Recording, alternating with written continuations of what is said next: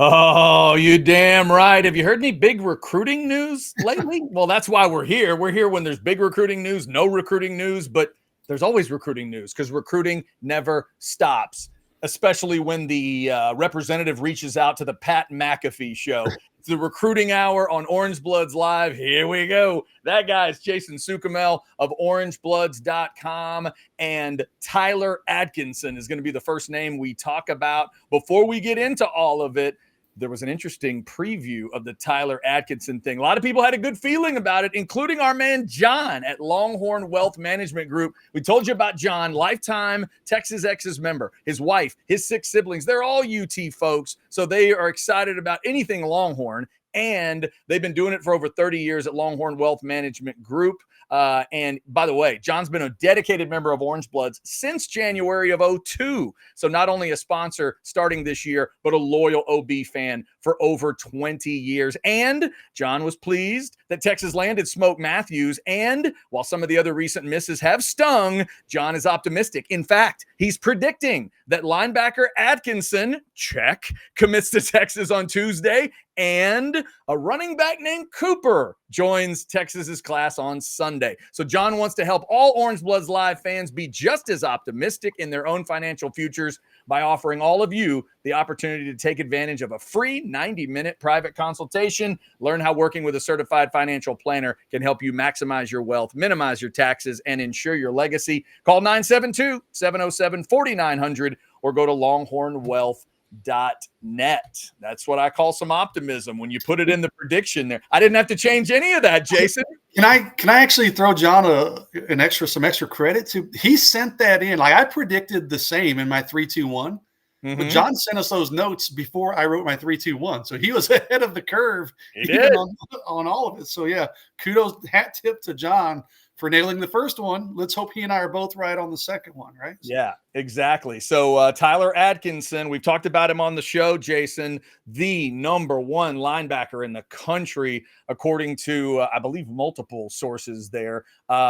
He is a complete badass out of the state of Georgia. It was wild the way it played out. Kirby Smart had already spoken at SEC Media Days. Steve Sarkisian was yet to speak later in the day, and Tyler Atkinson makes his choice on the Pat McAfee show. So give us your reaction to how it all went down.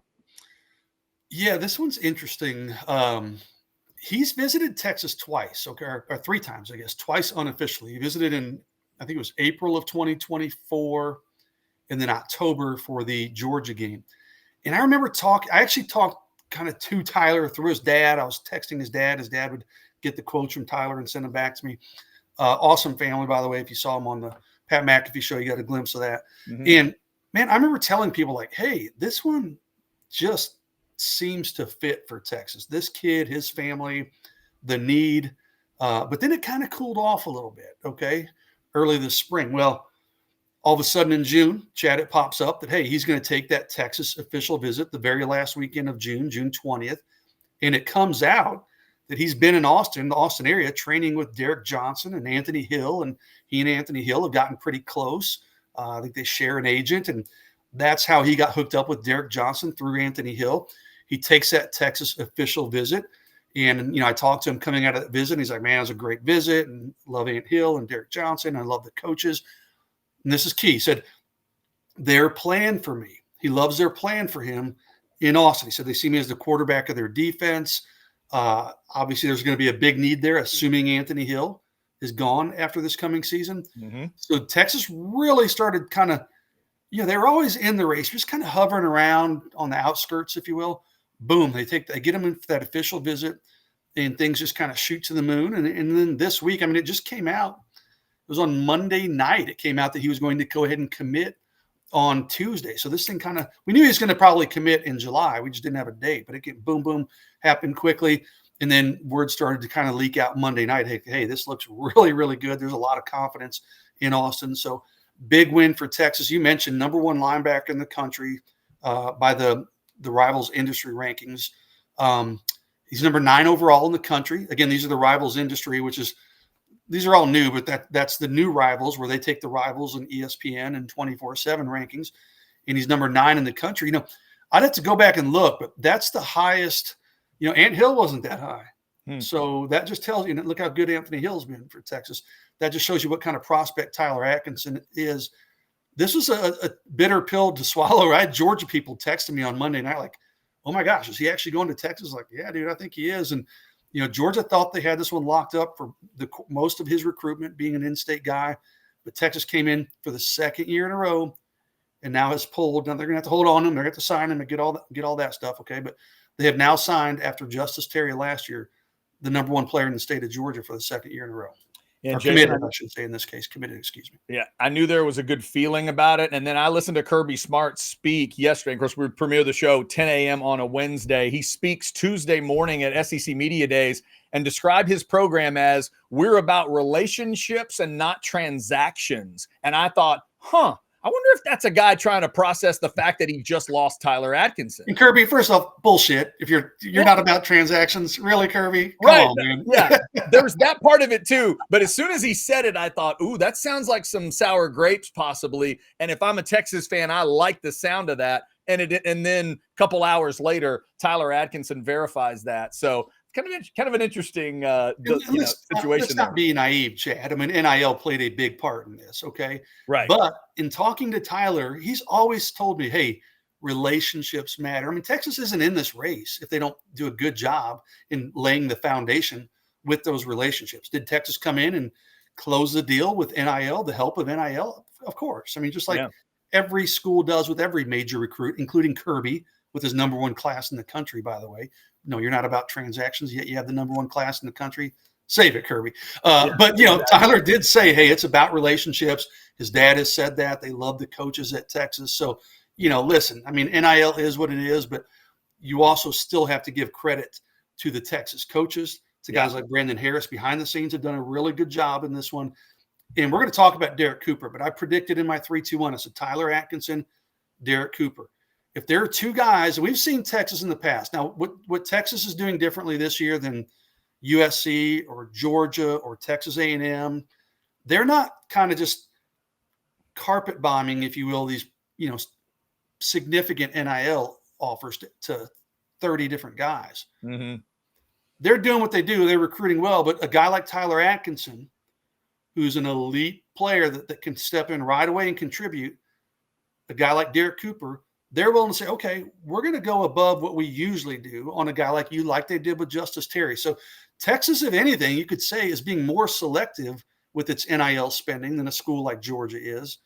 So for Kirby to say that just is a little bit disingenuous, but hey, that's what college coaches do. And that's what recruiting is sometimes, right? So. Yeah, no doubt. And then as we've talked about, there's certain relationships that come into play. We've talked about it from the beginning of the conversations, Jason, the idea that he was spending that much time in Austin, the idea that he was not just working out with any old former Texas linebacker, the man's working out with Derrick Johnson in Austin, spending time. So, that we talked about that connection, and if it was going to help Texas, certainly that had to be a part of it. The fact that he and Anthony Hill have also developed a relationship, like you talked about, that's big time too. Because who knows? Maybe number 0 has told him, "Hey man, when I hang him up, you get to step right in." I'm assuming that's how Tyler thinks of it. Yeah, he's that type of player. I mean, he's going to have to earn it. Anthony Hill had to earn it his first year and kind of eased his way in, but Tyler Atkinson is that type of player. Derrick Johnson. I mean, I'm sure Derrick's telling him all about his time at Texas many moons ago. But having Derrick in Austin was just a nice coincidence. In the Austin area, that's where he's training.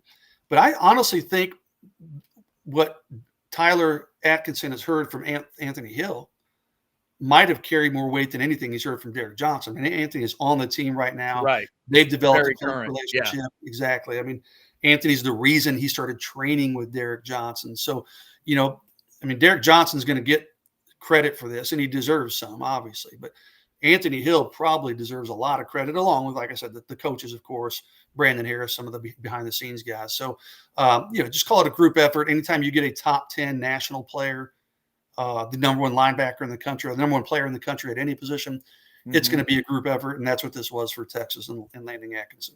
All right, so Jason, let's just call this Sark trying to really crash a cocktail party. All right, he's got half of it done here. He crashes the Georgia side of a cocktail party because Tyler Atkinson's a Georgia kid that Georgia wanted, and now he's committed to Texas. Let's go to the Florida side. That's exactly who Derrick Cooper is. We've talked about the number one all-purpose back before in the recruiting hour, and Derrick Cooper all of a sudden also has a commitment date set. Give us the latest on Derrick Cooper. And you said it earlier, and I'll throw up the QR code. You predicted in your 3-2-1 that it's going to be Tyler Atkinson and it's going to be Derrick Cooper for Texas. So lay out the Derrick Cooper thing for us and, let everybody know how you think this is going to roll out. Yeah, we've talked about him on our show before. He's a guy who reclassified into this 2026 class. He's out of Hollywood, Florida. Let me make sure it's Chaminade Madonna is the school. Hollywood, Florida, Chaminade Madonna. He is, on the old Rivals rankings that we talked about, he's the number one running back in the country. Now, the new Rivals rankings, they're not quite as high on him. He's still the number 2 running back in the country per the Rivals industry. Again, those taking into account Rivals 24/7 and ESPN. So he's still the number 2 running back in the country. He's still right there in that 5-star territory. What's interesting with Derrick, he did not take a Texas official visit. Okay. Well, let me back up a little bit. He did visit in the spring. Texas kind of, I won't say came out of nowhere, but that's when things kind of got interesting. He took a Texas official visit in the spring. I then see him at the Rivals 5-star event after he'd taken his official visits, and he did not take an official visit to Texas. I said, hey, Derrick, is it fair to say that Texas is kind of playing from behind in this thing? And he goes, yeah, it's probably fair to say, because, I might get out there in the fall for an official visit. I wouldn't mind doing that, but I'm going to commit. I think at the time it was like July 12th. Okay. Or 14th, maybe. I can't quite remember. Well, he ends up canceling that visit day.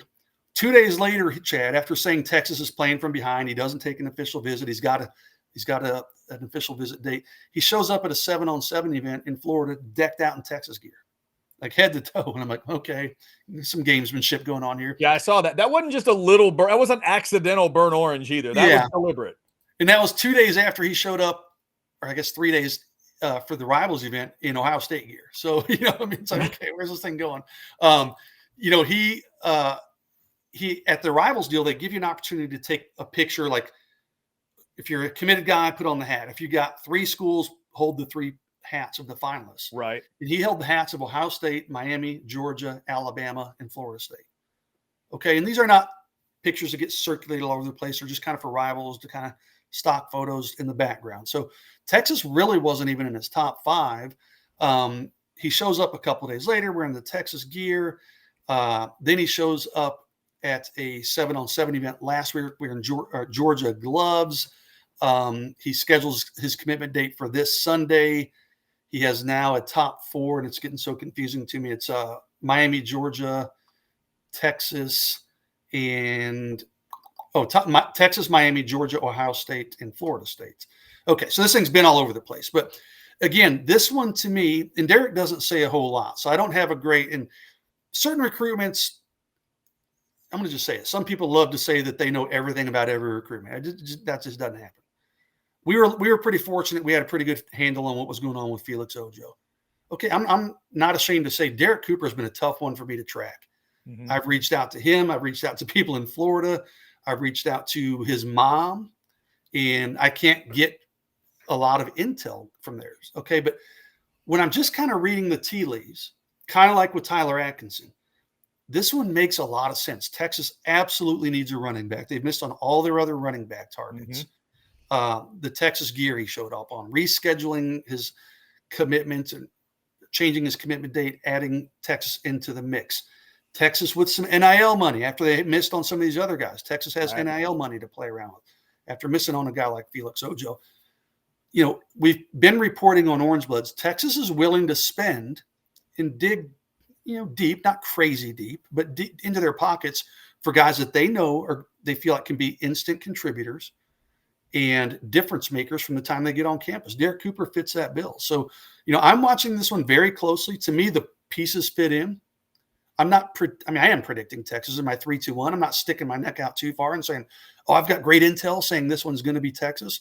But I feel about this one the way I did about Tyler Atkinson, saying, hey, this makes a lot of sense. Those are the 2 guys, if Texas was going to spend, those are the 2 guys they should probably do it on. Well, we're going to have our answer Sunday night at 6 o'clock Central Time. Derrick Cooper is scheduled to announce. There's still some Miami buzz. Georgia's. It's some people thought Texas and Georgia. I talked to a Georgia source last night. Said, hey, they feel like he's kind of cooled on Georgia a little bit. So there's a lot more buzz in favor of Texas, I think, than these other schools right now. But again, we're kind of reading the tea leaves with Derrick Cooper because he's not one to come out and say it. He's not big on social media. But I think Texas. I know Texas has a legitimate shot. And I would say this: there's not a school I would put above Texas as we sit here heading into that decision on Sunday night. Wow, what a big time week that would be for Texas if Tyler Atkinson commits on a Tuesday and then that following Sunday, a guy like Derrick Cooper added to the class. And you kind of clarified it there, Jason, but just to be clear, I referenced the cocktail party to be cute and I love a rivalry, but if it's not Texas, it is Miami, the Florida team that they'd be fighting here, correct? Yeah, there's been a lot of buzz. There was some thought early on that maybe Miami might be the team to beat, but now lately it's kind of been more Texas and Georgia. But listen, Miami – okay. Chad, it's Wednesday morning when people are watching this. I mean, Sunday's that's an eternity away in recruiting, right? NIL things. I mean, there was talk with Tyler Atkinson Monday night. He committed Tuesday late morning. Hey, this is where it's at Monday night. But hey, if someone wants to come in with a different number, this thing could change again. So I mean, it was Texas Monday night, but Georgia and Oregon, some of these schools had a chance to kind of change things at the last minute. It didn't happen. So right now, I like Texas's position as people are watching this, but can Friday or Saturday or Sunday during the day change this thing up? Absolutely. But right now, I favor Texas over Georgia. And yes, as you said, probably Miami. Yeah. And you also got to think, if you're right and Georgia's in on this discussion, does the fact that the transactional part didn't work for Kirby on Tyler Atkinson, does he think heavy transaction on that kind of a guy and say, you know what? Let's go, let's do everything we can to get Derrick Cooper because we can't have Texas getting both of them in a week. I don't know. We'll see what happens there. Well, if Georgia swoops in and gets Derrick Cooper, like people would ask Kirby, how was that all right? Relationships, or was that transactional? Because listen, there's no secret. This Derrick Cooper is an NIL recruitment. Again, you're going to have to do a good job. Texas did when they brought him in on that unofficial visit. Mm-hmm. Chad Scott did a good job. He's built that relationship. But I mean, these types of players, NIL matters. You're going to have to be in that race and probably in the forefront to win these types of recruitments. Yeah, and whether they're saying it or not, we know it's real. And to me, God love the ones that actually say it out loud. I love those kids. I love the kids that'll be honest with you and tell you exactly what's going on. So be on the lookout for all that. Obviously, get over to orangebloods.com, not only for that prediction on the 3-2-1 article, but we're going to get into another item in the 3-2-1 here in just a second, but also just for the very latest, all the intel. If you want maybe a daily thread from SEC Media Days. Yeah, that's there too with Anwar, Alex, and Cody covering Texas's day at SEC Media Days. If you missed anything from Atlanta, go check it out. There's a lot of good stuff there. All right, Jason, the other thing that I wanted to get you to talk a little bit about is some smoke that came Texas's way. Not just the smoke that comes with Tyler Atkinson, but Smoke Matthews, the cornerback, did commit. There was a lot of talk about who did not commit to Texas over the last week, but Smoke Matthews did, a talented cornerback. I know you had said it might have been Texas, and I know South Carolina might have been involved, but he was added to this class. Let's give Smoke a little love here. How good a player do you think Texas got? I think he's a big-time player. I've seen him at a couple different events. I think the Rivals industry rankings, Rivals actually has him, like it's this new thing on Orange Bloods. The new Rivals, I have to keep clarifying that. The new Rivals released their top 300. And they're down on some of these Texas guys compared to the old, as much grief as my man Adam Gorney and the Rivals guys got. They were quite a bit higher on these Texas guys than the new Rivals guys are. So Rivals themselves, the old Rivals had him like a top 35 prospect in the country.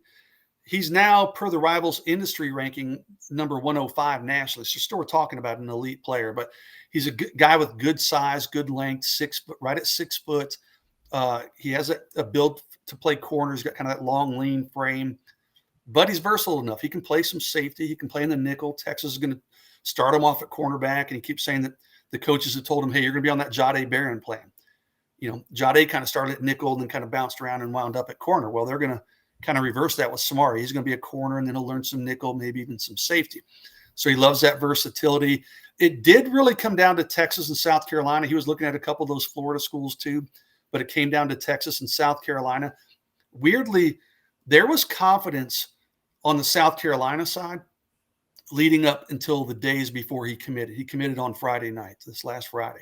Our intel had, hey, this thing is a lot closer than people realize, but we kind of got word a couple of days before that it was going to be Texas. Samari stuck to his guns there and wound up committing to Texas. But to answer your question, big-time playmaker, very fluid athlete on the outside, can do man-to-man cover, but can also, like I said, be in the nickel. He can play some safety if you need him to.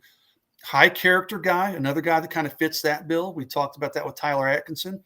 Samari Matthews is in that same mold. I mean, really high character, well thought out guy when you talk to him. So another tremendous pickup for Texas. They needed another cornerback in this class. They go out and get Smoke Matthews.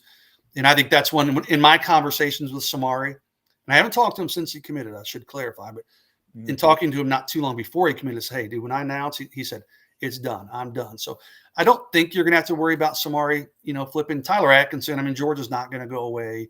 You're going to have to continue to work on him. But I think Samari is a guy that you'll see stick solid in this Texas class. And I think Texas fans should feel really good about that one.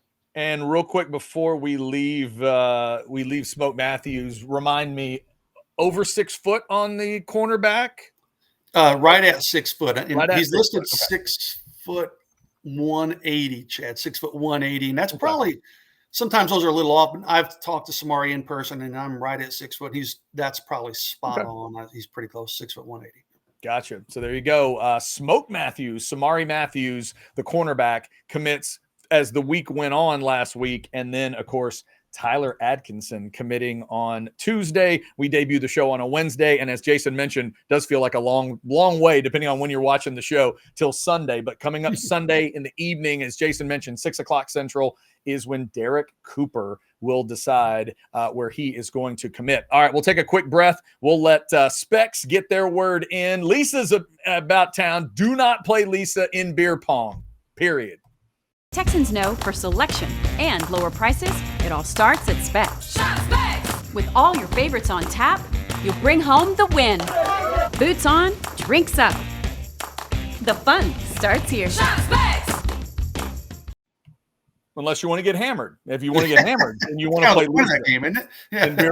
If anybody walks in with a Spec shirt on, like that's probably, you want to stay away from those people in terms of beer pong. You're going to be in some trouble. Thanks to Specs for being a great partner of ours. Also, thanks again to Longhorn Wealth Management Group. There's John. There's that beautiful Longhorn. Remember, John is up in the Dallas area. 15 years at the Dallas, Texas Exes chapter board member, and now he's helping build out in Collin County. So if you live in Collin County and you want to get involved, shoot John an email, and he will get you added to that chapter email list for the upcoming Texas Exes events. And John is all about recruiting. That's why he's sponsoring the Recruiting Hour, of course. And he loves the Okpala, Turntine, and Matthews commitments. We just talked about Smoke Matthews a little bit. And again, assuming John's prediction of UT landing both the linebacker 5-star commits, Atkinson and Cooper, the Longhorns will already have a top 10 class before August 1st in John's mind. And I think they may already be there as we're speaking, and will almost assuredly have an eventual top 5 class by signing day. I'll get Jason's thoughts on that in a sec.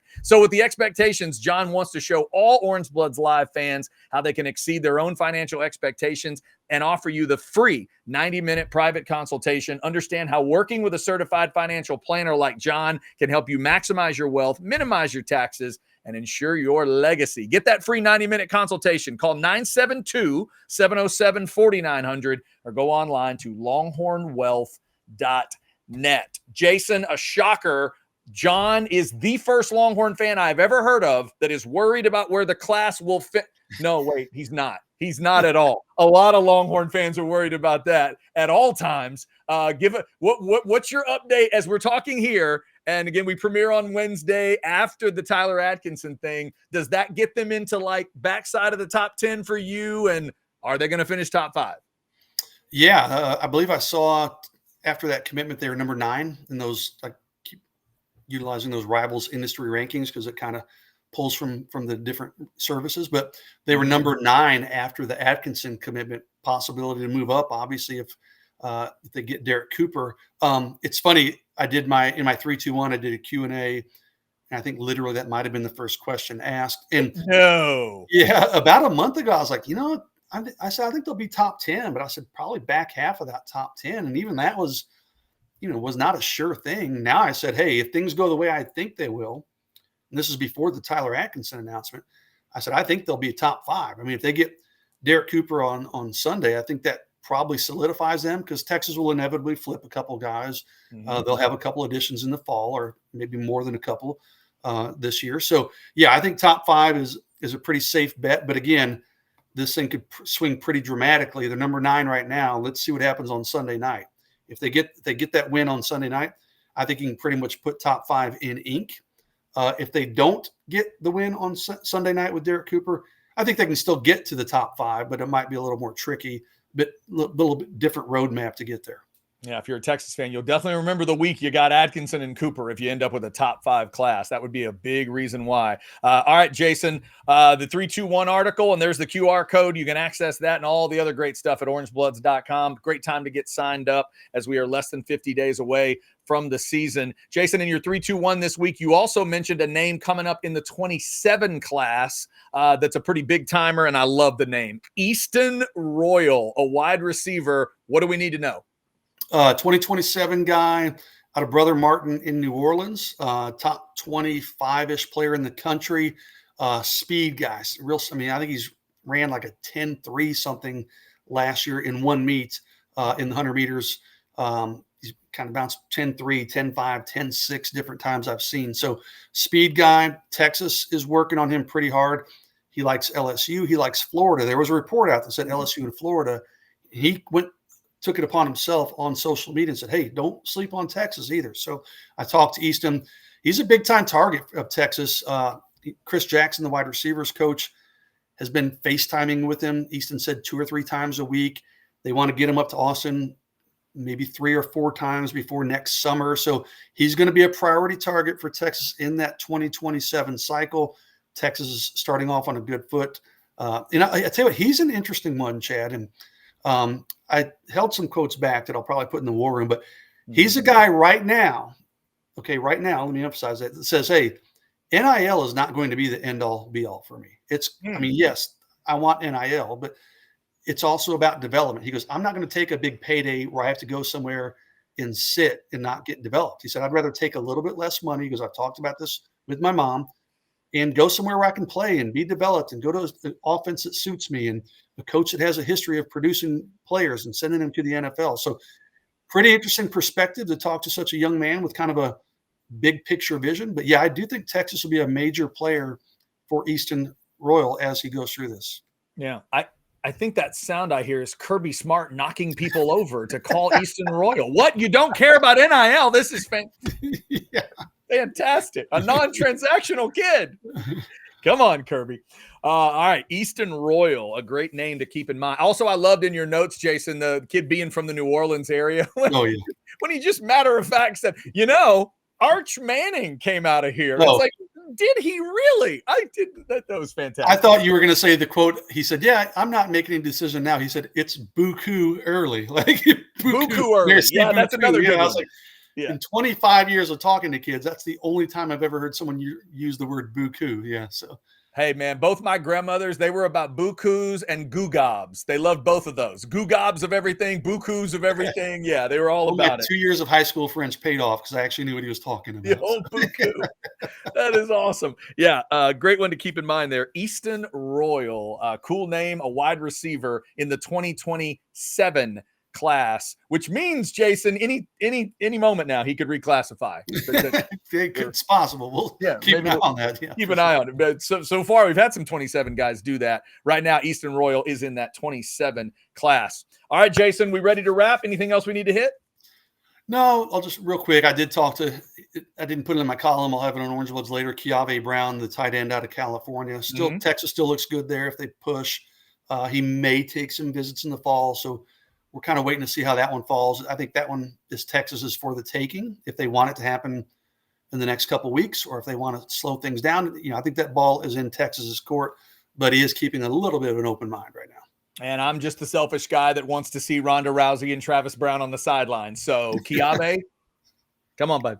Come on. Get it done. Yep. Just my OCD, and I'm a fight fan, so I'd love to see that. That'd be very cool. Oh, Longhorn fans, you know how we say recruiting never stops? We got to sneak in an edit here. Why? Because that incredible Tuesday actually got a little better for you later on that Tuesday. We talked about the Tyler Atkinson thing, and then we talked about the possibility of Derrick Cooper. But hang on, let's sandwich something right in the middle. A guy we've talked about before, a big-time D tackle that was committed somewhere else. Somewhere else we've talked about in this show now flips to Texas. Jason, let's give him the update here. Tell him who flipped from Georgia to Texas. In addition to this Atkinson news, not a flip there. That was a commitment. What about this flip? Who went?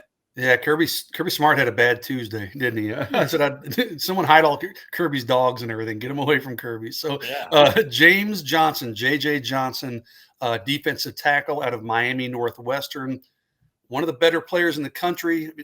The rankings are a little bit all over the place, but if you look at the Rivals industry ranking, again, the one that takes all the rankings and comes up with a master ranking, if you will, he's number 42 in the country, number 1 defensive lineman. The Rivals specific rankings, Chad, have him at number 10 in the country, regardless of position, number 1 defensive lineman. So big time pickup. And listen, he's a guy who visited Texas in late June, and I talked to him. He talked really highly of Texas, and then he talked about Kenny Baker and the development and the relationships he had with Coach Baker. Well, less than a week after that visit ended, he would wind up committing to Georgia, and then about 2.5 weeks later, as we are, now he's decommitted and flipped to Texas. So really good player. The fact that they flipped him from Georgia, just like they got Tyler Atkinson from Georgia, tells you, hey, this is a guy that the Texas staff was really prioritizing.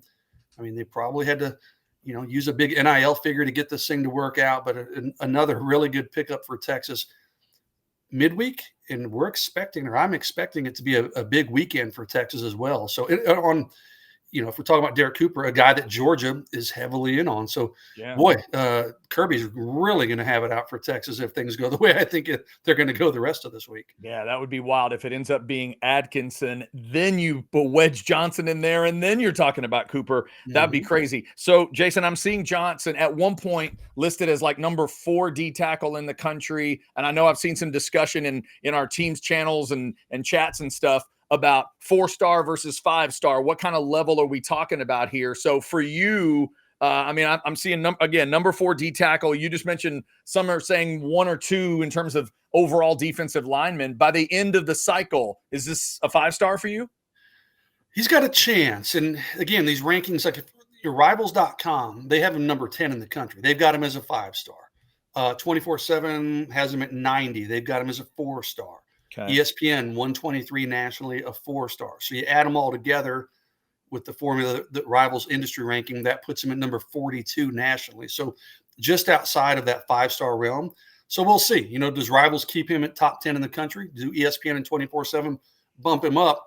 If they do, then he probably becomes an industry 5-star guy. Okay, right now 1 of the 3 has him as a 5-star. Could he get to where the majority have him as a 5-star, which puts him ultimately as a consensus 5-star, not necessarily, but the industry ranking 5-star. Yeah, I could see that. If you look at his film, 6'2.5", 285, and I've got his film on Orange Bloods in the commitment story. Go check that out if you want. It's fun to watch, Chad. You and I talk about, sometimes you watch recruit film, like, okay, that's okay. But then sometimes like, whoa, this is pretty interesting. Like this dude's film is interesting. I mean, he is a wrecking ball in the offensive backfield and just maximum effort. He's explosive, uses his hands well. He runs down plays from sideline to sideline. I mean, really, really tremendous pickup. Overall, he's not a 5-star. There's one ranking that has him as a 5-star, but I think he has a really good chance to get to that overall 5-star ranking before the signing day is over. And when you project him into college, we are talking about, are we talking about a plug the hole kind of a defensive tackle, or you mentioned sideline to sideline there? Are we talking like super freaky, you got to account for him kind of D tackle that can do it all? Yeah, I think more Byron Murphy than Tavondre Sweat. I mean, this is a guy that is going to shoot gaps. He's going to make plays in the backfield, on the quarterback, on the running back. He can make them outside the tackle box even. He's that athletic. So, yeah, he's not just a big space eater. This is a guy that is ultra quick, Like I said, shoots gaps, uses his hands, gets off blocks well.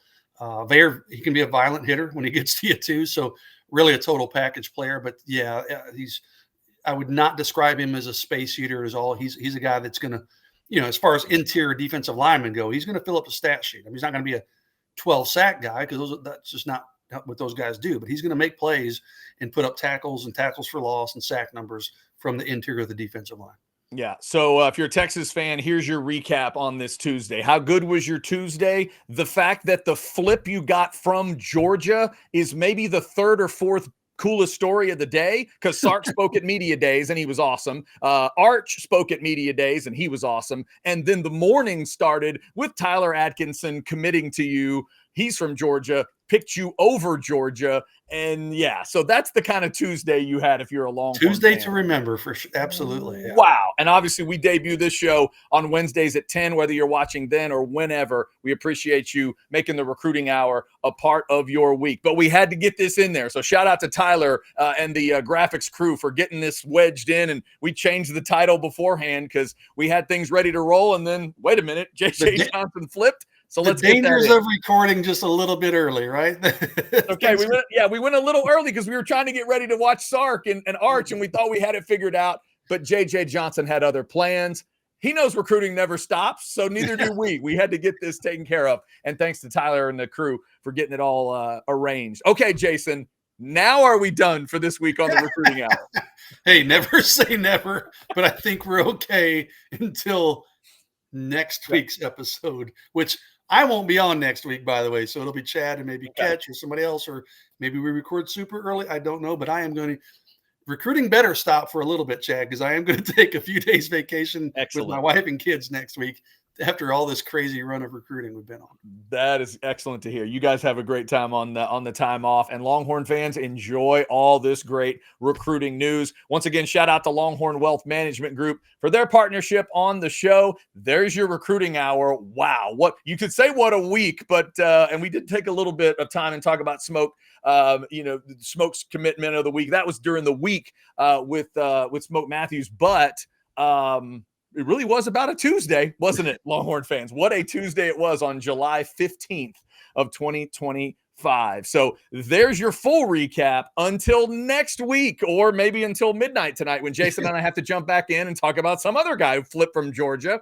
It is the recruiting hour, and we will talk to you down the line. Thank you for supporting Orange Bloods Live. We appreciate you. A lot of great content at Orange Bloods Live. A further, more drawn-out conversation with Ketch and Jason talking about J.J. Johnson. All the stuff from media days. Arch Manning, Sark, Anthony Hill, Michael Taff, all kinds of cool little clips and quotes and things. You want to see how Arch did? Go check it out at Orange Bloods Live. Remember to look at the video section and the shorts section. There's a lot of different content for you. Thank you for checking it out, and we will talk to you next week on the Recruiting Hour. Y'all take care.